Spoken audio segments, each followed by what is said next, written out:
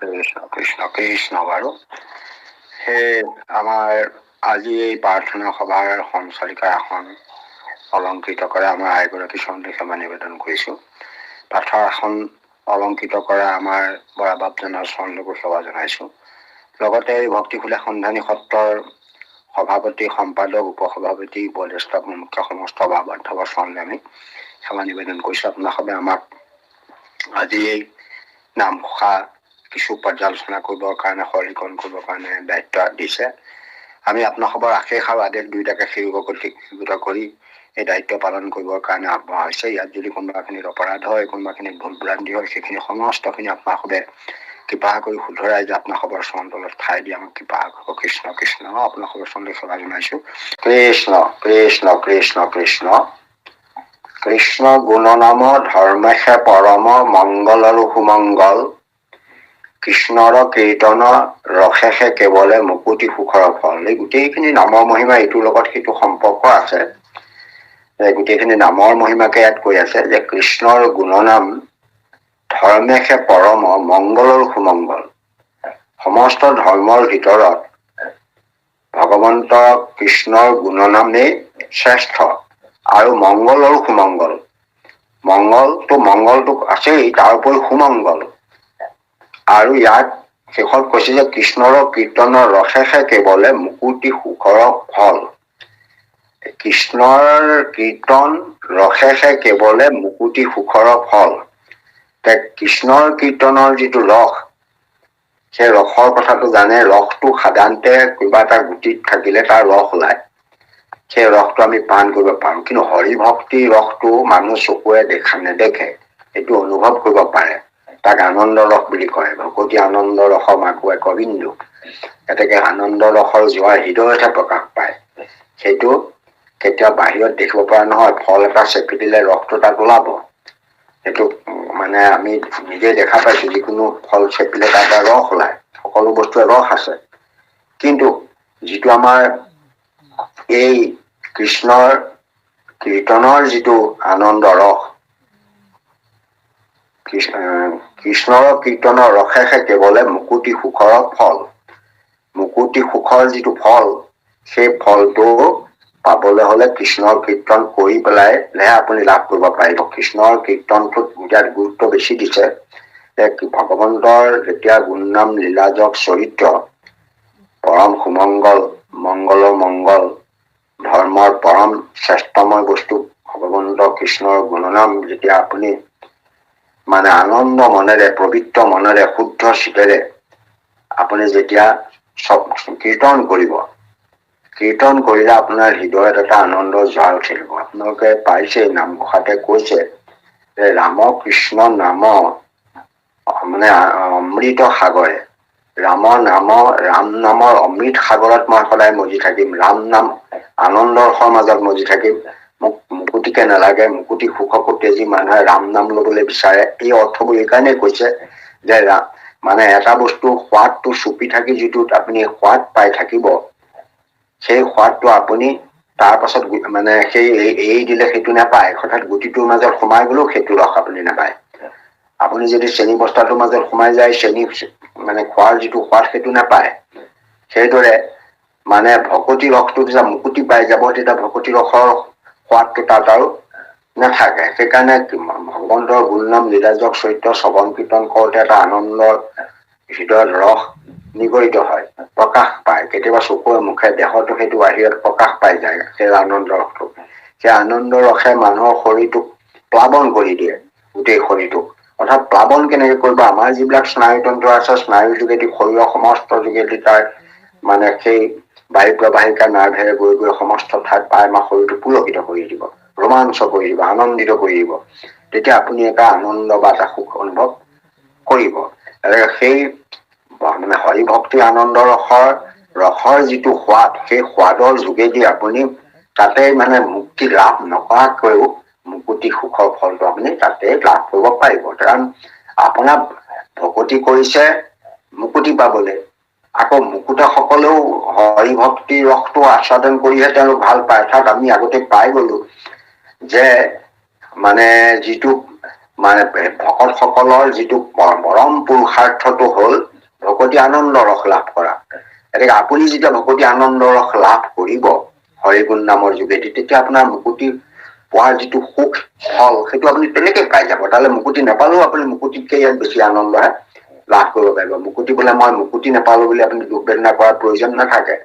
কাৰণ ভগৱন্ত কৃষ্ণৰ পৰমমঙ্গল নাম যেতিয়া আপুনি মানে স্মৰণ কৰিব, কীৰ্তন কৰিব, তেতিয়া সেই আনন্দৰ ৰসত যেতিয়া নিজে মজি থাকিব, হৃদয় ব্যাকুল হৈ পৰিব, তেতিয়া আপোনাৰ আৰু বেলেগে মুকুতি পোৱাৰ প্ৰশ্ন নাথাকে। মুকুতিতকৈও আপুনি ভাল আনন্দ সুখ তাত আপুনি লাভ কৰিব। সেইকাৰণে কৈছে যে মুকুতি সুখৰ ফল আপুনি ইয়াতে পাব, ভকতি সুখতে পাব। তাৰমানে আমাৰ এটা শ্ৰুতি হেৰিয়াত কৈছে যে মানে মুকুতি বাণিজ্য সুখ ভকতিত পায়, কিন্তু ভকতিৰ সেৱা সুখ মুকুতিত নাই। সেইকাৰণে ভকতিৰ সেৱা সুখ আপুনি লাভ কৰিলে মুকুতিতকৈ আপুনি বেছি সুখে আপুনি লাভ কৰিব পাৰিব। সেইকাৰণে ভক্তসকলে আচলতে মুক্তিৰ কাম্য নকৰে, মুক্তিৰ পৰিৱৰ্তে সদায় ভকতি কৰি থকাটোৱে বিচাৰিছে। সেইকাৰণে নামঘোষাৰ আৰম্ভণিতেই সেইটো গুৰুত্ব দিছে যে মুক্তিটো নিষ্পৃহ যিটো সেই ভকতক নাম, যে মুক্তিৰ প্ৰতিও স্পৃহা নথকা ভকতজনকে সেৱা কৰি পেলাই ভকতি ৰস লৈছে। কাৰণ সেইজনৰ ভিতৰতহে একদম ভক্তি ৰস একদম পৰিপূৰ্ণ হৈ আছে। ভক্তিৰ ৰস সেইটো ফল মানে ইমান ধুনীয়া ফল, ৰসেৰে একদম পৰিপূৰ্ণ ফল। গতিকে তাত য'ত মুকুতি সুখৰ যিজনে নকৰে, কাৰণ মুক্তি থকাজনৰ ফল ৰস নিগৰি যাব পাৰে। তেওঁ কাৰণ মুকুতিৰ কাম্য কৰি দিয়াৰ লগে লগে সেই ৰস তেওঁ হয়তো নিগৰি যাব, কাৰণ কামনা জড়িত হৈ গল। মুক্তিটো এটা কামনা তেতিয়াৰ লগে, কিন্তু যাৰ মুক্তিও কামনা নাই, সেইজনৰ হৃদয়ত থকা ভক্তি ৰসৰ যিটো ৰস ভৰা, সেইটো অকণো ক্ষয় নোহোৱাকৈ একদম সম্পূৰ্ণক্ৰমে ৰসময় হৈ থাকে। সেইকাৰণে তেওঁৰ ৰসটো লৈ পেলাইহে আপুনি আনন্দ পাব। সেইকাৰণে মুক্তিৰ কৈ পৰম সোৱাদ আপুনি ভক্তিৰ ৰসতে আপুনি লাভ কৰিব পাৰিব, যদিহে আপুনি সন্তোষ মনে ভগৱন্তৰ গুণ নাম যশ লীলা চৰিত্ৰ শ্ৰৱণ কীৰ্তন কৰে, তেতিয়া আপোনাৰ হৃদয়ত সেই আনন্দটো আহি পৰিব বুলি ইয়াত কৈছে। গতিকে মুকুতিতকৈও হৰি ভক্তি সাধনাটো শ্ৰেষ্ঠ, হৰি গুণ নাম শ্ৰেষ্ঠ, এই কথাটো ইয়াত কৈছে। কৃষ্ণ আমি পৰমেশ্বৰধাৰ হাজৰিকা প্ৰভুৰ দুখানি অভয়চন্দ্ৰ আমি সেৱাভাগি জনাইছো। কৃষ্ণ মাধৱ মাধৱ মাধৱ। যিহেতু কৃষ্ণৰ কীৰ্তন ধৰ্মত নাহিকে পাত্ৰ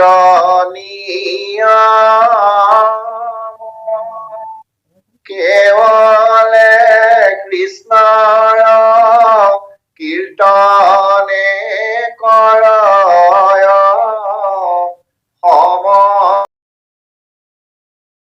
সমকে নৰোত্তম,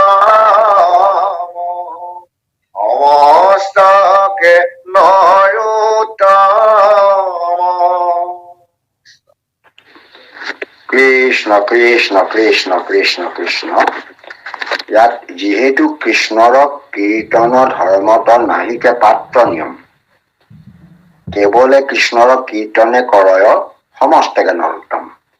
মানে অন্যান্য ধৰ্মবিলাকত তপ জপ যাগ যজ্ঞ এইবিলাকত পাত্ৰৰ নিয়ম আছে, স্থান কাল পাত্ৰৰ বিধান আছে। সকলোৱে চব কাম কৰিব নোৱাৰিব। তাত যজ্ঞ কৰিব পৰা, জগত আহুতি দিবলৈ নিৰ্দিষ্ট লোকেহে পাৰিব, ব্ৰাহ্মণ সকলেহে পাৰিব। কিন্তু হৰি ভক্তি কীৰ্তনৰ ক্ষেত্ৰত ইয়াত কৈছে যে যিহেতু কৃষ্ণৰ কীৰ্তনৰ ধৰ্মত, হৰিনাম কীৰ্তন যিটো ধৰ্ম, ইয়াত কোনো পাত্ৰৰ নিয়ম নাই। যিকোনো লোকে হৰিনাম কীৰ্তন কৰিব পাৰে, চাণ্ডালৰ পৰা ধৰি ব্ৰাহ্মণলৈকে, ব্ৰাহ্মণ চাণ্ডালৰ নিবিচাৰি গল। ইয়াত মানে চাণ্ডালেও হৰিনাম লব পাৰিব, ব্ৰাহ্মণেও লব পাৰিব, অন্য যিমান জাত আছে মানুহৰ তথাকথিত মানুহৰ সেই সমস্ত হৰিনাম কীৰ্তনত অংশগ্ৰহণ কৰিব পাৰিব। ইয়াত কোনো পাত্ৰৰ বিচাৰ নাই অন্য ধৰ্মৰ নিচিনাকৈ। সেইকাৰণে যিজনে কেৱলে কৃষ্ণৰ কীৰ্তনে কৰে সমস্তকে নৰোত্তম। নৰোত্তম মানে নৰৰ উত্তম কৰিব পাৰে। তাৰমানে কৃষ্ণৰ কীৰ্তন কৰাজনে যি হেৰিয়ে নহওক তেওঁ নৰোত্তম হব পাৰে। আপোনালোকে দেখিব কপিলেওতো এইটো কথা কৈছে যে যিটো চাণ্ডালৰ মুখত সদায় নাম আছে ঈশ্বৰৰ, চতুৰ্বেদী ব্ৰাহ্মণত কৰি জানা সিটোজন শ্ৰেষ্ঠতৰ। চতুৰ্বেদী ব্ৰাহ্মণতকৈ সেইজন মানে চাণ্ডালকহে শ্ৰেষ্ঠ বুলি কৈছে। ব্ৰাহ্মণজনতকৈ চতুৰ্বেদী মানে আমাৰ আটাইতকৈ ওপৰৰ জাতটো হ'ল চতুৰ্বেদী ব্ৰাহ্মণ। ব্ৰাহ্মণৰ আটাইতকৈ ওপৰত থকা ব্ৰাহ্মণজনৰ নাম হ'ল চতুৰ্বেদী ব্ৰাহ্মণ, অৰ্থাৎ 4খন বেদ যি জানে, তত্ত্ব জানে, সেইজন চতুৰ্বেদী ব্ৰাহ্মণ। আৰু আটাইতকৈ তলত হ'ল কি, যিটোৱে আমাৰ শ্মশানত কাম কৰি থাকে, সেইটো হৈছে চাণ্ডাল। গতিকে চাণ্ডাল আটাইতকৈ তলত বুলি ধৰা হয় আৰু সেই চতুৰ্বেদী ব্ৰাহ্মণক ওপৰত ধৰা হয়। মাজত এইবোৰ চব জাতবোৰ সোমাই আছে। গতিকে ইয়াত এইটো কৈছে যে যিটো চাণ্ডালৰ মুখতো সদায় নাম আছে ঈশ্বৰৰ, চতুৰ্বেদী ব্ৰাহ্মণত কৰি জানা সিটো জনৰ শ্ৰেষ্ঠ। তাৰ নাম লোৱা চাণ্ডালজনেই ডাঙৰ হব, চতুৰ্বেদী ব্ৰাহ্মণজন কিন্তু ডাঙৰ হব নোৱাৰে। সেইকাৰণে নৰোত্তম হ'ল তেওঁকহে যজ্ঞ পাতিবৰ যোগ্য বুলি কৈছে। তেওঁহে কিবা এটা কৰিব পাৰিব, তেওঁহে যোগেদি কামটো কৰালে উচিত হব বুলি ইয়াত কৈছে। আপোনালোকে দেখিব আমাৰ হেৰিয়াটোত এইটো লিখিছে, ভাগৱততো আছে, ইয়াৰ বৰ্ণনা বহুত ঠাইত দিয়া আছে। বৰ্ণাশ্ৰম যে ধৰ্ম ইয়াত কৈছে যে বৰ্ণাশ্ৰমৰ ধৰ্মজত যাৰ যেন বিধি আছে তাৰে সে কেৱল অধিকাৰ, হৰি নামক কীৰ্তনৰ নাহিকে নিয়ম একো, এতেকাষে ধৰ্ম মাজে সাৰ। আৰু অন্য ধৰ্ম বিলাকত তাৰমানে বিধি কিছুমান আছে, যিবোৰ আছে বৰ্ণাশ্ৰম ধৰ্ম যিবোৰ আছে, তাত যেনেকুৱা নিয়ম আছে সেইমতেহে কৰিব পাৰিব। তাত নিয়ম নীতি আছে, পাত্ৰৰ মানে কথা আছে, স্থানৰ কথা আছে, কি দ্ৰব্যৰ কথা আছে। গতিকে তাত সেই বস্তুবোৰ নহলে সেই কামবোৰ শুদ্ধ হব নোৱাৰে। কিন্তু হৰিনাম কীৰ্তনত তেনেকুৱা কোনো নিয়ম নাই। হৰিনাম কীৰ্তনৰ নাহিকা বা দিশপাতৰ নিয়ম সংযমৰ একো বিধি, এইজনে পাৰিব সেইজনে নোৱাৰে কোনো কথা নাই। আৰু আপোনালোকে ইয়াত এঠাইত লিখিছে, তোমাৰো নামৰ প্ৰভু আচাৰ্য মহত্ব থাকে যিটো চাণ্ডালৰ জিভাৰ আগত, সেহিটো শৰীৰৰ আতি হোৱাই শ্ৰেষ্ঠতম, নাহি সংসাৰত আৰু শ্ৰেষ্ঠতা কহম।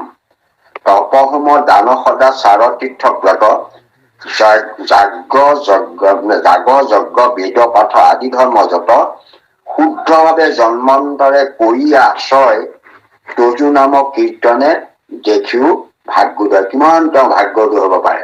যতেক স্বীকৃতি আছে ইটো সংসাৰত, ভূয়া আছে নামক কীৰ্তন নৰ অন্তৰ্গত। এই হেতু কৰে যিটো নামৰ কীৰ্তন, জগতৰে পূজ্যতম ভৈলসিত যান। সেইকাৰণে অন্যান্য ধৰ্মৰ লগত তুলনা কৰিছে যে হৰি কীৰ্তন ধৰ্ম যিসকল আছে সেইসকল, সেই হৰিনাম কীৰ্তনত যিসকল জড়িত আছে তেওঁলোক পূজ্যতম লোক, তেওঁলোককহে সেৱা কৰিব যোগ্য। বাকী যাগ যজ্ঞ পূজা কৰিবলৈ জড়িত লোকসকল ইমান তেওঁলোকৰ গুৰুত্ব দিবলগীয়া কথা নাই। কৃষ্ণ, যাওকচোন লাইফটো গৈছে। অন্যত্ৰ সাধনে কোনো বিচক্ষণ, জনক মুখ দিয়া কৃষ্ণৰ জন্মৰ কৰ্মৰ কীৰ্তনে, মুকুতি বিৰম্বায়, মুকুতি বিৰম্বায়। কৃষ্ণ কৃষ্ণ কৃষ্ণ। যে অন্যান্য যিবোৰ ধৰ্মৰ সাধনা আছে, তপ জপ যাগ যজ্ঞ ব্ৰত এইবিলাকে যে একো নকৰিব সেইটো কোৱা নাই। যে আপুনি নাম কীৰ্তন্ত গুৰুজনাই লিখিছে যে সেই মানে দত্তাত্ৰেয় নামে ভৰিল অত্ৰিয়ত তনয়, কুশীলন্ত যুগ যদু অলক্ষ হৈহৰ, তিনিও ৰাজাকে কলা যুগৰ যুগুতি, তাৰমানে পাছত এই তোমাৰ প্ৰসাদে তিনি লভিলা মুখত। সেইটো যোগ সাধনা কৰি তেওঁলোকে সেইকেইজনে গতি পালে, কাৰণ তাৰ বিচক্ষণ তেওঁলোক সেইটো জানিবৰ কাৰণে বৰ আগ্ৰহী। তেনেকৈ দেৱহূতিৰ ক্ষেত্ৰতো কৈছে যে তোমাৰ প্ৰসাদে যুগ জানি দেৱহূতি, তোমাৰ চৰণ চিন্তি লভিলে মুকুতি। এতেকে সেইবোৰ বিচক্ষণ লোক, অৰ্থাৎ তেওঁলোকে জানিবৰ কাৰণে ইচ্ছুক, বুজিবৰ কাৰণে ইচ্ছুক। সেইকাৰণে সেই সাধনাৰ যোগেদি তেওঁলোকে বহুত বিচক্ষণ লোকসকলে হয়তো কেতিয়াবা কাৰ্চিত হয়তো গতি পাব পাৰে, কোনো আচৰিত কথা নহয়, সেইটো বৰ ডাঙৰ কথা নহয়। তাৰমানে তাত মানে সেই ধৰ্ম বিলাক মানে যিবিলাকে পালন কৰি আছে সেই সকলে কিছু বিচক্ষণ লোকেহে, অৰ্থাৎ বেছি মানে ভাল ধৰণে সাধন কৰা লোকেহে হয়তো কেতিয়াবা মুখ্য পাব পাৰে, সেইজনকে মুখ্য দিয়ে, তেনেকুৱা ধৰণৰ মুখ্য পায়। এতিয়া সেই যেনেকৈ দত্তাত্ৰেয়ৰ দিনত বলৰ কহৰহে পালে, বা দেৱহূতিয়ে কপিলৰ পৰা মানে সেই শুনি পেলাই যোগ জ্ঞান মানে শুনি পেলাই তেওঁ হেৰি পালে, তেনেকৈ বহুতে তেনেকে হয়তো পাইছে। পালেও সেয়া বিচক্ষণৰ ক্ষেত্ৰতহে প্ৰয়োগ্য। অন্যত্ৰ সাধনাৰ যোগেদি কোনো বিচক্ষণ জনকহে মুখ্য দিয়ে। বিচক্ষণ শব্দটোৱে বেছি পাৰ্গত, বেছি সাধন মানে সাধনাত দৃঢ়ভাৱে সাধনা কৰা, মানে বিচক্ষণ মানে বেছি গুণী জ্ঞানী, অৰ্থাৎ সাধনাত বেছিকে লাগি থাকিব পৰা, আৰু সেইজনৰ কথা কৈছে। কিন্তু আমাৰ ইয়াত একো কৈছে কৃষ্ণৰ জন্মৰ কৰ্মৰ কীৰ্তনে মুকুতিকো বিলম্ব। এতিয়া তেওঁলোকে যিটো ভগৱন্ত কৃষ্ণৰ যিটো জন্ম কৰ্মৰ যিবোৰ কীৰ্তন, গুৰু নাম লীলা যশ সেইবোৰ চৰিত্ৰ, এইবিলাক কীৰ্তনে কিন্তু এনেকুৱাই কৰিব পাৰে, ইয়াত বিচক্ষণতাৰ কথা নাই। ইয়াত মানে সকলো লোকেই মুক্তিকো বিলম্বন মানে মুক্তিকো অৱহেলা কৰে, মুক্তিকো গুৰুত্ব নিদিয়ে। ৰাম নাম মুক্তি বিলম্ব হৰি হৰি, অৰ্থাৎ ঈশ্বৰৰ নাম মুক্তিক বিলম্ব, অৰ্থাৎ মৃত্যুকো আগতে পৰিহাস কৰে, মানে অৱজ্ঞা কৰে, ঠিক তেনেকুৱা অৰ্থত প্ৰকাশ কৰিছে। অৰ্থাৎ মুক্তিকো তাচ্ছিল্যহে কৰে, মুক্তিক অৱজ্ঞাহে কৰে, মুক্তিকো গুৰুত্ব নিদিয়ে। যে কৃষ্ণৰ কীৰ্তন কৰ্ম কৰি, শ্ৰৱণ কীৰ্তন ধৰ্ম কৰি সকলো লোকেই মানে আনন্দত মজি থাকিব পাৰে। তেওঁলোকে মুক্তিক পালেও মুক্তিক খালি গুৰুত্বহে নিদিয়ে, এনে অৰ্থ ইয়াত প্ৰকাশ কৰিছে। অন্যান্য ধৰ্মৰ ক্ষেত্ৰত বিচক্ষণসকলে নাপায় বুলি কোৱা নাই। চিৰকাল সাধনা কৰিলে কোনোবা প্ৰতিমাই গতি দিয়ে বুলি শাস্ত্ৰত কৈছে, কাৰণ বহুত কষ্ট কৰিব লাগিব। কষ্ট কৰিলে হয়তো তেওঁ কৃতকাৰ্য হব। ইয়াতো বহুত কষ্ট কৰি কোনোবাই হয়তো অন্যান্য সাধনাত কেতিয়াবা গতি পাব পাৰে, কিন্তু সেইটো বৰ মানে সীমিত, বহুত কম। কিন্তু এই ক্ষেত্ৰত সকলো লোকেই গতি পাব। যিকোনো আগত কৈ যোৱাৰ মতে যিকোনো ব্ৰাহ্মণৰ পৰা চাণ্ডাললৈকে যিকোনো লোকেই হৰি নামৰ কীৰ্তন কৰি ভগৱন্তক ভজি গুণনাম লীলাজক শ্ৰৱণ কীৰ্তন কৰি তেওঁলোকে সকলোৱে গতি পাব। কৃষ্ণ যাওকচোন বাপ। কৃষ্ণ মাধৱ।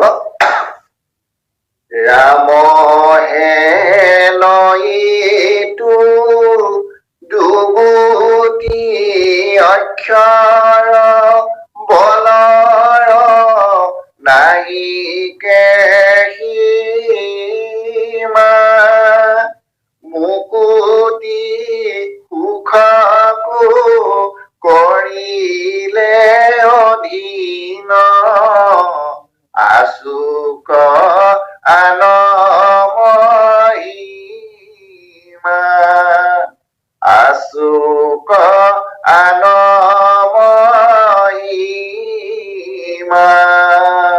কৃষ্ণ কৃষ্ণ কৃষ্ণ কৃষ্ণ। প্ৰায়বিলাক ইয়াত নামৰ মহিমা একেধৰণৰ কথাকে কৈছে। ইয়াত ৰাম নামটোৰ কথা কৈছে। ৰাম হেন এইটো দুগুটি অক্ষৰ, কাৰণ নামত দুটা অক্ষৰ আছে, ৰা আৰু ম আছে। দেখিবলৈ বৰ অকণমান সূক্ষ্ম, যদিও ইয়াত বলৰ সীমা নাই। ইয়াৰ বহুত বলি, বহুত শক্তিদাৰ, বহুত ক্ষমতা আছে ইয়াৰ। গতিকে ইয়াৰ ক্ষমতাৰ কোনো সীমাই নাই, নাহিকে সীমা। যে ইমানহে কৰিব পাৰিব, সিমানহে কৰিব পাৰিব, এনেকুৱা কথা নাই। ইমানেই তাৰ মহিমা আছে যে মুকুতি সুখকো কৰিলে অধীন, আচুকা আনৰ মহিমা। অন্য মহিমাৰ কথাটো বাদেই, মুকুতি সুখকো এই মানে ৰাম নামে অধীন কৰি পেলালে। অৰ্থাৎ ৰাম নামটোহে শ্ৰেষ্ঠ হৈ গল মুকুতি সুখত থাকি। সেইটোকে দেখালে আটাইতকৈ বেছি সুখটো হল মুক্তি। আমি সকলোৱে বিচাৰো মুক্তি। ইমান যে তপস্যা কৰিছে, যজ্ঞ কৰিছে, কোটি কোটি টকা খৰচ কৰিছে মানুহে, উদ্দেশ্যটো হল মুক্তি লাভ কৰা। গতিকে মুক্তি লাভ কৰিবৰ কাৰণে ইমান সাধনা কৰি থকা লোকসকলতকৈ সেই মুক্তিকো মানে ৰাম নাম মুক্তিতকৈ ওপৰত বুলি ইয়াত কৈছে। যে সেই ৰাম নাম এনেকুৱা বস্তু যে যদিও দুটি আখৰ, মাৰ্কেণ্ডই যেতিয়া 7 বছৰ হোৱাৰ লগে লগে যেতিয়া তেওঁ তপস্যা কৰিছিল, তেওঁৰ বয়সটো হেনো 7 বছৰ, তেতিয়া মানে তেওঁ মৰিব বুলি মানে চবেই যেতিয়া মৃত্যুঞ্জয় তনেহে তেওঁ আছিল।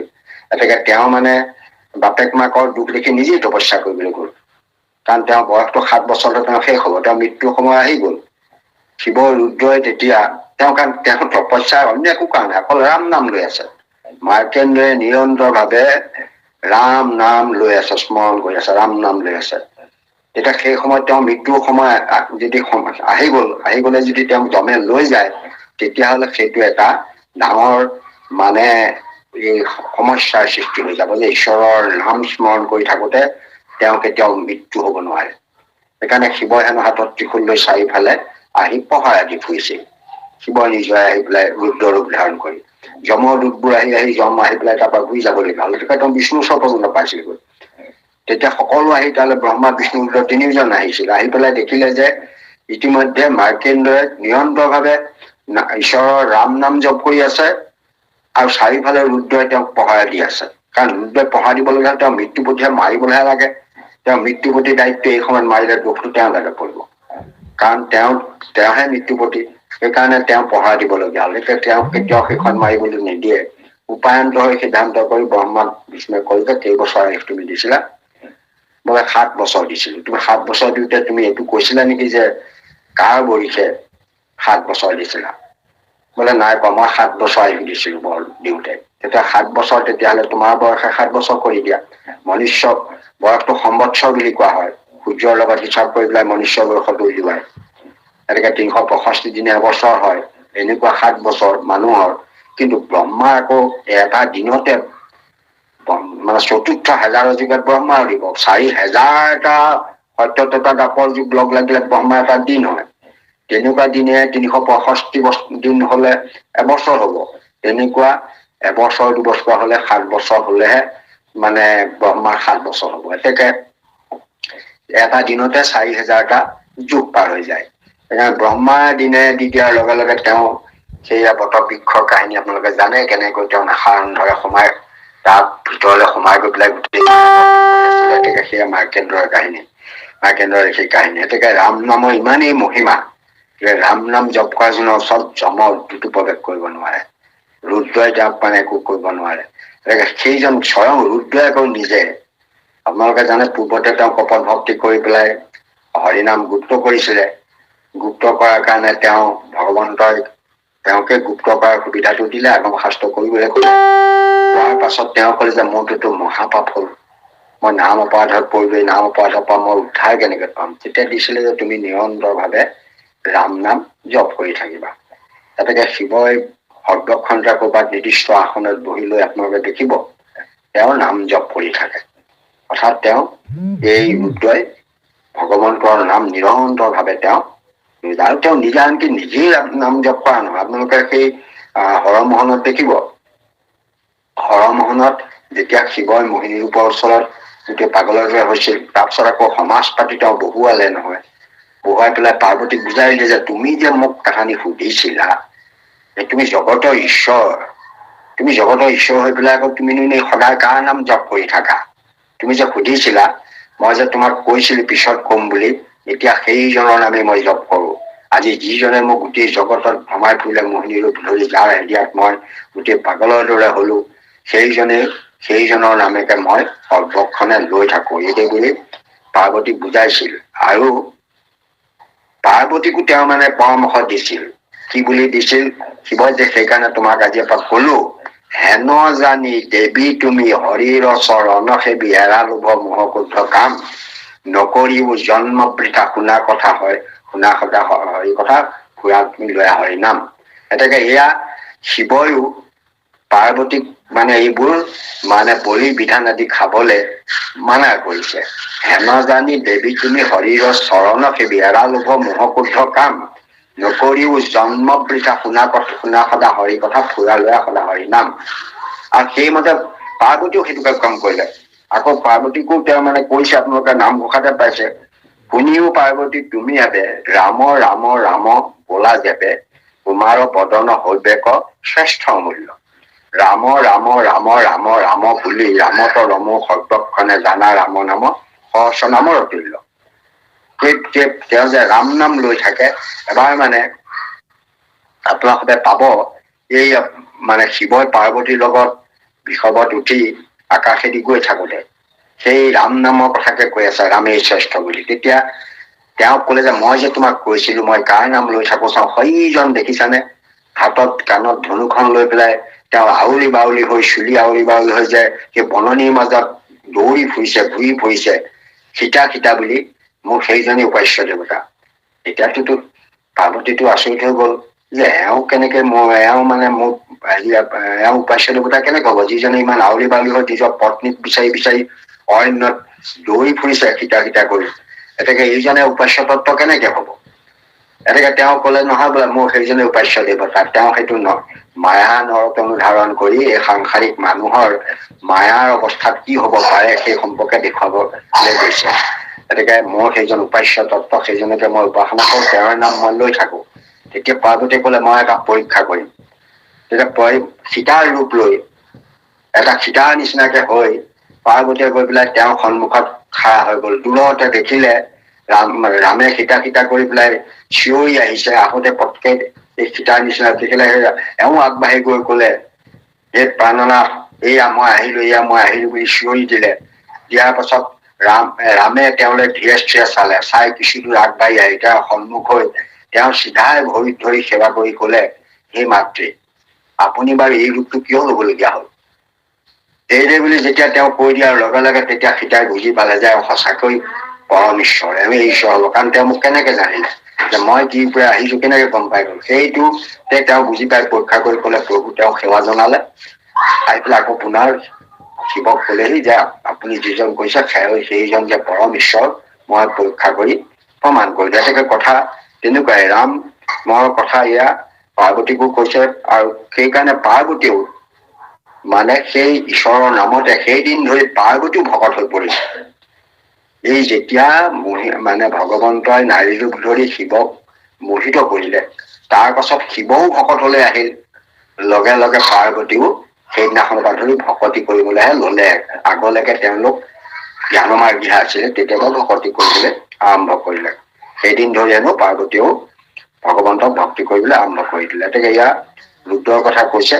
গতিকে সেইজন ৰুদ্ৰই সদায় মানে জগতকে সংধান কৰিব পাৰে ইমান ক্ষমতাশীল প্ৰভাৱশালী এজন দেৱতাইও দিনে ৰাতিয়ে নামক তেওঁ বৎসৰ সদায় দিনে ৰাতিয়ে নিৰন্তৰ ভাৱে স্মৰণ কৰি থাকে। কৃষ্ণ যাওকচোন। মাধৱ কৃষ্ণ হৰিনাম। নাৰদ অনত কুমাৰ অনন্ত শুকমুনি আদি কৰি মুকুতি সুখকো ঠেলি ৰাম নাম সদায় ঘূৰে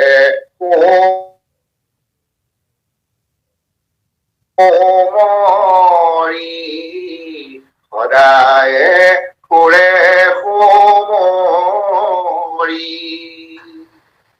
কৃষ্ণ কৃষ্ণ কৃষ্ণ। সেয়া চাওক, ৰুদ্ৰক উদাহৰণ দিলে যে ৰুদ্ৰই ৰাম নামৰ বৎসৰ সদায় ৰাম নাম নিৰন্তৰ ভাৱে লৈ থাকে। এই পৰা আন তিনিজন লোকৰ আকৌ কথা গুৰুত্ব দিলে। কেইজনৰ কথা, নাৰদৰ কথা কলে। নাৰদ পাৰিষদী তনু লাভ কৰিছিল। অৱতাৰৰ ভিতৰত পাৰিষদী তনু দেহেৰে মানে অৱতাৰ বিলাকত 14টা দেহ লোৱা আছে। আমাৰ হেনো এই শৰীৰ দেহ হল 24টা অৱতাৰৰ 14বিধ দেহে ভগৱন্তই ধাৰণ কৰিছে। এই 14বিধ দেহ আমাৰ 8বিধ হল দ্ৰব্য দেহ, এবিধ মনুষ্য দেহ আৰু 5বিধ তিৰ্যক দেহ। তিৰ্যক মানে নিম্ন স্তৰৰ প্ৰাণী। এতিয়া ইয়াত নাৰদে পাৰিষদী তনু ধাৰণ কৰিছে। আটাইতকৈ ভাল দেহটোৰ নামটো হল পাৰিষদী তনু। পাৰিষদী, সেইকাৰণে তাক দেহ বুলি নকৈ পাৰিষদী তনু কৈছে। দ্ৰব্য দেহৰ ভিতৰত আটাইতকৈ শ্ৰেষ্ঠতম দেহটো হল পাৰিষদী তনু। সনত কুমাৰ পাৰিষদ নহয়, সনত কুমাৰ হল মানে সিদ্ধ, অৰ্থাৎ তেওঁলোকৰ তপলোকৰ বাসিন্দা। সেইকাৰণে 4 সিদ্ধ বুলি তেওঁলোকক কোৱা হয়। সিদ্ধ অৰ্থাৎ তপলোকত থকা লোকসকলক সিদ্ধ বুলি কোৱা হয়। তেওঁলোকৰ সিদ্ধ দেহী, তেওঁলোক দ্ৰব্য দেহী, সিদ্ধ দেহী।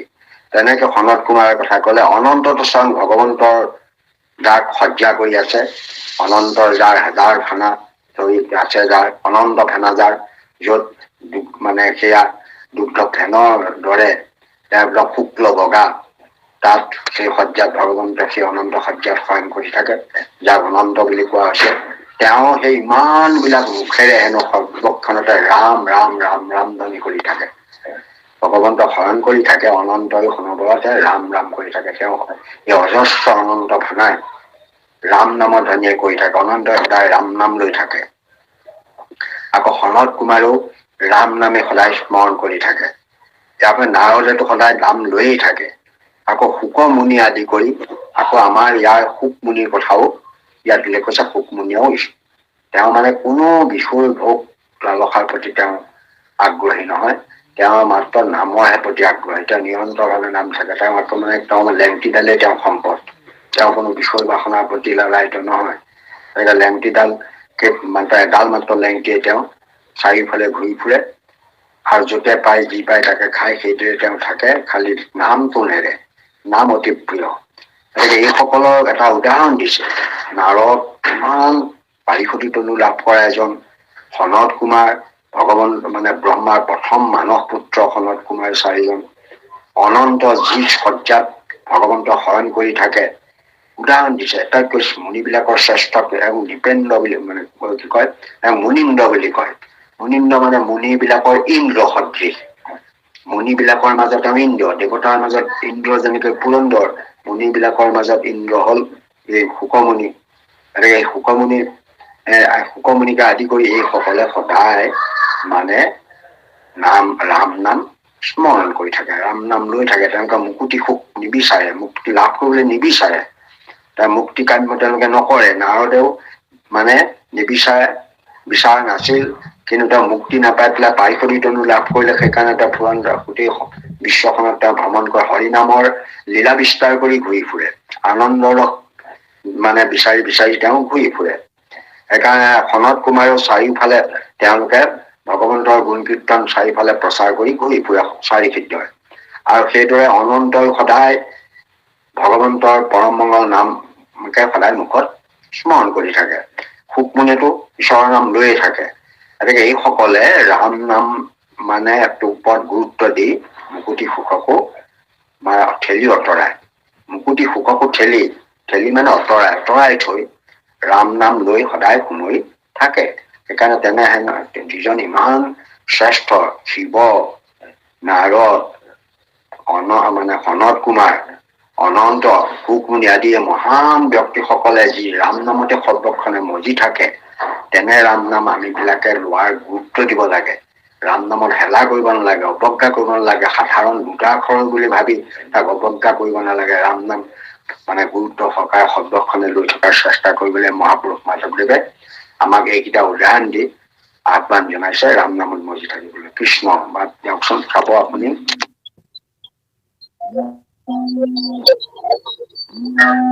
কৃষ্ণ কৃষ্ণ। ইটো ৰাম নামে আপোনাৰ গুণে ঈশ্বৰ পুকৰে বৈষ্ণৱ। এতেকে জানিবা ৰাম নাম বিনে শাস্ত্ৰৰো নাহি ৰহস্য, শাস্ত্ৰৰো নাহি ৰহস্য।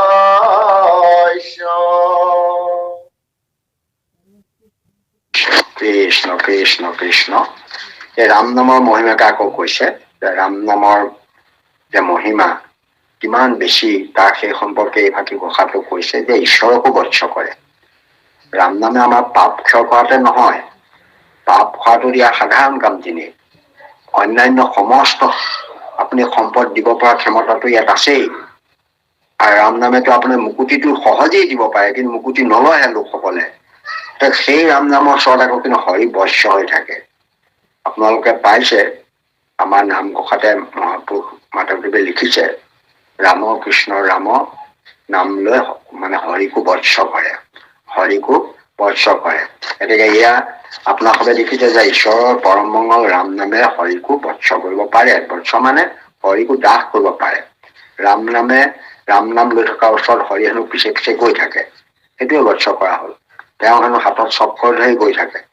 আৰু এনেকুৱাও মানে লিখা আছে শাস্ত্ৰত, আনকি যদি কৰবাত মানে কাঁইট বননিৰ মাজতো যায় ঈশ্বৰৰ নাম লৈ লৈ থাকে, তেওঁ হেনো মানে নিজে হাত পাতি সেই ভৰি হেনো ধৰি দিয়ে, এনেকুৱা কথা কৈছে ভগৱন্ত।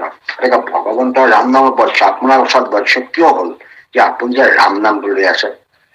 কাৰণ মাধৱৰ নামৰ বৎস প্ৰায়ী হইল, মানে বৎস মানে এনেকে পোৱালিৰ নিচিনা, গৰু পোৱালিটোৰ নিচিনা। কোনোবাই যদি সেই পোৱালিটো লৈ গলে গৰুজনী পাছা পাছা যায়, ঠিক তেনেকৈ ভগৱন্তৰ নাম লোৱা লোকজনৰ পাছা পাছা হৈ গৈ থাকে বুলি কৈছে। সেইকাৰণে আমি এই ৰামত গুৰুত্ব দিব লাগে। আকৌ কাৰণ কেলে যেই নাম সেই কৃষ্ণ জানা নিশ্চিত কৰি নামৰ লগত থকা আপুনি শ্ৰী হৰি। আমাৰ আকৌ কৈছে আপোনাৰ নামৰ সংগ নাচাৰন্ত হৰি, যেই নাম সেই কৃষ্ণ জানা নিষ্ঠ কৰি। ইয়াৰ উপৰিও আকৌ কৈছে যে যিটো নামলৈ আমি আগতে পাইছো হৰি তাৰে হয় ই পুনৰ ৰহস্যব। গতিকে নাম লোৱাজনে হৰি তেওঁৰ হৈ পৰে, নাম ললে হৰি আপোনাৰ ফলীয়া হৈ গল। গতিকে হৰিটোতো কাৰো ফল লব নালাগে, তেওঁ নিৰপেক্ষ নিৰ্গুণ নিৰ্বিকাৰ, কিন্তু তেওঁ তথাপিতো হেনো পক্ষপাতিতা কৰে। আপোনালোকে পাইছে সেয়া ভীষ্মৰ ক্ষেত্ৰত তেওঁ পক্ষপাতিতা কৰে, কাৰণ নাম লোৱাজনৰ প্ৰতি তেওঁ পক্ষপাতিতা কৰে। যি নাম লয় তেওঁৰ হৰি তেওঁ হৈ গুচি যায়। এনেৰে তেওঁ বাকী সকলো তেওঁ অপ্ৰিয় নহয়, সকলোৰে হৃদয়তে ভগৱন্ত আছে। ডকাইত চোৰ ডকাইত ৰাক্ষস অসুৰ পিশাচ যিমান বিলাক তেওঁলোকৰ আছে, থাকিলেও তেওঁলোকে মানে ঈশ্বৰৰ হৃদয়ত থকা ঈশ্বৰৰ হেৰিটো অনুভৱ নকৰে। যিসকলে ৰাম নাম লয়, নাম লৈ থাকে, তেওঁলোকে হৃদয়ত যে ঈশ্বৰ আছে সেইটো অনুভৱ কৰে, আৰু সেইমতে তেওঁলোকে হৃদয়ত আছে বুলি সেইটো আনন্দ অনুভৱ কৰে। আমাৰ এই আপুনি চাৰি সিদ্ধই কৈছে, সমস্ত ভূতৰে যদি তুমি আছা হৃদয়ত, তথাপি কৰ্মীৰ মানে মোহিত দেখক। সকলোৰে হৃদয়ত ঈশ্বৰ আছা যদিও কৰ্মীসকলৰ হৃদয়তো ঈশ্বৰ আছে, কৰ্মকাণ্ড কৰা সকলৰ হৃদয়তো ঈশ্বৰ আছে, কিন্তু তেওঁলোকৰ বেকত নহয়, আছে বুলি নাভাবে, কৰ্মটোতহে গুৰুত্ব দিয়ে, যে কৰ্মটোহে তেওঁ পাৰিছে এইটো ভাবে। হাতত যেতিয়া তেওঁলোকে এটা তাবিজ লব, তেওঁলোকে যে হাতত ৰছী এডাল পিন্ধিব, ভাবে যে মোক আৰু জীৱনটো মানে ৰখি আছে হাতত বনাই ৰছীডালেহে। আকৌ ভাবিব মোৰ এই তাবিজটোহে কৰি আছে। কোনোবাই হয়তো ভাবিছে যে মই মানে এইকেইটা যে পাথৰ লৈছো, পাথৰহে মোক বচাই আছে। এইদৰে মানুহ বিলাকে বিশ্বাসটো হৰিৰ পৰা গৈ তালৈ গুচি যায়। তালৈ যেতিয়া বিশ্বাসটো গুচি যায়, তেতিয়া হৃদয়ত থকা হৰিটো বাহিৰলৈ ওলাই গুচি যায়, অৰ্থাৎ হৃদয়ত থাকিও নথকা নিচিনা হয়। কৰ্মত বিশ্বাসৰ যাৰ ইয়াত থাকন্তে হয় অতিশয় দিহন্ত তাৰ। কৰ্ম মানে সেইবিলাকত বিশ্বাস কৰিলে, যে আপুনি মানে হাতত বনা ৰছীডালত গুৰুত্ব দিলে, দৌল তাবিজত গুৰুত্ব দিলে, নানা ধৰণৰ যিবিলাক মানে ভূত প্ৰেত পিশাচ আদি এইবিলাক কৰা ব্যৱস্থা দিলে, তপ জপ যাগ যজ্ঞত গুৰুত্ব দিলে, অন্যান্য ক্ষেত্ৰত গুৰুত্ব দিলে, দিয়াৰ লগে লগে আপোনাৰ হৃদয়ত থকা ঈশ্বৰৰ কোনো কাম নাইকিয়া যায়। সেইকাৰণে হৃদয়ৰ ঈশ্বৰ বিশ্বাসটো আচলতে আমাক কৈছে যে ভক্তি মাৰ্গৰ বিষয়টোৱে হৈছে আমাৰ ঈশ্বৰ বিশ্বাসটো মানে এনেকুৱা এটা অলৌকিক বস্তু নহয়। এইটো এটা মানে যে ঈশ্বৰ বিশ্বাসটো মানে আত্মবিশ্বাস। আমি দিনে যিমান আত্মবিশ্বাসটো বঢ়াই যাব পাৰো, সিমানেই আমি লাভৱান্বিত হম। তাৰমানে আত্মবিশ্বাস। মহাত্মা গান্ধীক যেনেকৈ ল'ৰাজনে সুধিছিলে যে তুমি ঈশ্বৰ বিশ্বাস কৰা নে? মহাত্মা গান্ধীয়ে কৈছে ঈশ্বৰ বিশ্বাস কৰো বুলি কলে। তেওঁ ঘূৰাই ল'ৰাজনে কলে তুমি ঈশ্বৰ বিশ্বাস কৰা নকৰা? তেতিয়া তেওঁ নকৰো বুলি কলে। তেতিয়া কলে ঠিক আছে, তোমাৰ ওপৰত তোমাৰ বিশ্বাস আছে নাই? Have you got faith on yourself? তোমাৰ ওপৰত আছে নে নাই? তেতিয়াতো আছে বুলি কলে। that faith expand to the end is called God. that is God, মানে সেইটোৱে ঈশ্বৰ। গতিকে আমাৰ আত্মবিশ্বাসটো, আমাৰ ঈশ্বৰৰ নাম ললে আত্মবিশ্বাসটো বৃদ্ধি হয়। কাৰণ আত্মবিশ্বাস বাঢ়িব গলে হৃদয়ত ঈশ্বৰ আছে, ভিতৰত আছে। এনেকে হৃদয় দূৰত নাই, কৰবাত তীৰ্থত নাই, কৰবাত মন্দিৰত নাই, মোৰ হৃদয়ত ঈশ্বৰ আছে। মানে he is the nearer than the nearest. আমাৰ গোকুল চন্দ্ৰ নাৰায়ণে কোৱাৰ দৰে যে গড ইজ এভৰিৱেৰ, কিন্তু কিছুমানৰ কাৰণে he is higher than the highest. কিছুমানৰ কাৰণে বহুত ওখতকৈ ওখৰত, তাৰ ওখতকৈ ওখত আছে। কিছুমানৰ কাৰণে আকৌ ফাৰ্ডাৰ দেন দা ফাৰ্ডেষ্ট, দূৰতকৈ দূৰত আছে। বোলে কৈ আমুকৰ তীৰ্থতে আছে, আমুক মন্দিৰতে আছে, তামুকৰ মানে আমুক জেগাতে ঈশ্বৰ আছে। এইবোৰ মানে ভ্ৰান্ত ধাৰণা লৈ সেই জেগাবিলাকলৈ খোজকাঢ়ি দৌৰি ফুৰে, ফাৰ্ডাৰ দেন দা ফাৰ্ডেষ্ট। আকৌ কোনোবাই ভাবে যে লোৱাৰ দেন দা লোৱেষ্ট, বহুত তলতহে আছে, কিন্তু এবিধ আছে লোক, তেওঁলোকে ভাবে he is nearer than the nearest, ওচৰতকৈ ওচৰত আছে। কণ্ঠলগ্ন বস্তুৰ নিচিনাকে আমাৰ হৃদয়তে ভগৱন্ত বস্তু আছে। আমি তেওঁক যদি লগত মানে বন্ধুত্ব কৰো, তেতিয়া সেইটো বন্ধুত্ব কৰা উপায়টো হৈছে নাম লব লাগিব। নাম লৈ থাকিলে যিমানে নাম লম সিমানে আমাৰ আত্মবিশ্বাসটো গভীৰ হৈ গৈ থাকিব, বেছি বিশ্বাস হৈ যাব। এতিয়া আত্মবিশ্বাস হলে গাড়ীখন চলাওঁতে আত্মবিশ্বাসত চলালে এক্সিডেণ্ট নহয়, আত্মবিশ্বাসত কাম এটা কৰিলে আপুনি কৃতকাৰ্য হ'ব, আত্মবিশ্বাসত পৰীক্ষা দিলে ভাল হ'ব। এইকাৰণে মানুহজন যে কৃতকাৰ্য হয় মূল কাৰণটো তেওঁৰ আত্মবিশ্বাসটো বাঢ়ি গৈ থাকে। আত্মবিশ্বাসটো যিমানে বাঢ়ি যাব মানুহ তেতিয়া সিমানেই সফল হৈ গৈ থাকিব। সেই অৰ্থটোৱে ইয়াত মানে গুৰুত্ব সহকাৰে কৈছে যে তেওঁ এই নাম মানে ললে মানে তেওঁ মানে নিজৰ যিটো হেৰি এইটো এটা শাস্ত্ৰৰ ৰহস্য বুলি কৈছে যে ইটো ৰাম নামে আপোনাকো গুণে ঈশ্বৰকো কৰে ভস্য। কাৰণ ঈশ্বৰ থাকিবলৈ বাধ্য হয়। আপুনি ৰাম নাম ললে ঈশ্বৰ আহি পেলাই হৃদয়ত প্ৰৱেশ কৰিবই। প্ৰহ্লাদে কোৱাৰ দৰে যে হৰিৰ সেৱাৰ কিছু নাহিকে প্ৰায় আপুনি লৈব অন্ত হৰি হৃদয়ত বাস। আপুনি ৰাম নাম লৈ থাকিলে হৃদয়ত আহি নিজে নিজে সোমাব, থাকিব। থাকিলে তেতিয়া আপুনি হৃদয়ত যদি ঈশ্বৰ থাকে আপুনি কি হলে ভয় কৰিবলৈ আছে। সেইকাৰণে কৈছে এতেকে জানিবা ৰাম নাম বিনে শাস্ত্ৰৰ নাহি ৰহস্য। ৰাম নামে শাস্ত্ৰৰ হেনো সাৰ, শাস্ত্ৰৰ ৰহস্য, মূল বীজ বুলি কৈছে।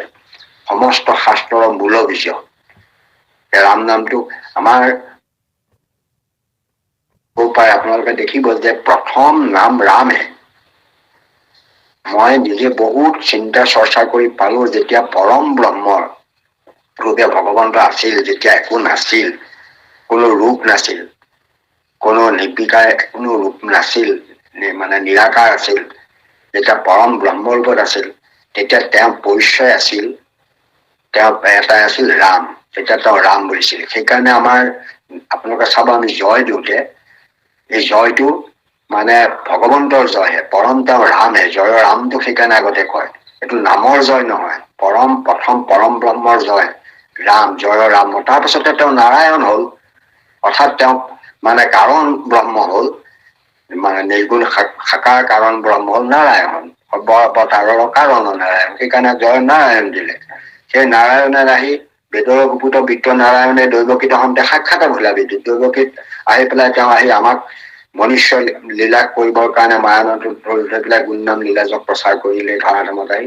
সেইকাৰণে দৈৱকী নন্দন কৃষ্ণ হল, সেইকাৰণে জয় কৃষ্ণ। আৰু সেই কৃষ্ণই আৰু কৃষ্ণকে শংকৰ স্বৰূপৰ ধৰিয়া জগত উদ্ধাৰ কৰে। সেই কৃষ্ণই আহি আমাৰ কলি যুগত মহাপুৰুষ শ্ৰীমন্ত শংকৰ ৰূপে হৈছে। সেইকাৰণে আমাৰ জয়টোত শংকৰদেৱলৈকে 4টা জয়, এটা স্বৰ আছে, সেইকাৰণে দিয়া হৈছে। গতিকে প্ৰথম ৰাম, সেইকাৰণে ৰাম নামটোৰ গুৰুত্ব সেইকাৰণে ইয়াত বৰ বেছি ধৰণে কৈছে যে ৰাম নামেই হৈছে সমস্ত জগতৰে সাৰ, জগতৰ মূল আৰু সমস্ত শাস্ত্ৰৰ মূল বীজ। তাৰ পৰাই বিভিন্ন শাস্ত্ৰবোৰ হেনো ওলাইছে। মূল বীজটোৰ পৰাই বাকীবোৰ বেলেগ বেলেগ ওলাই গৈ আছে। গতিকে সমস্ত শাস্ত্ৰৰ মূল বীজ বুলি এই ৰাম নামৰ কথা ইয়াত ঘোষণা কৰিছে। কৃষ্ণ কৃষ্ণ কৃষ্ণ।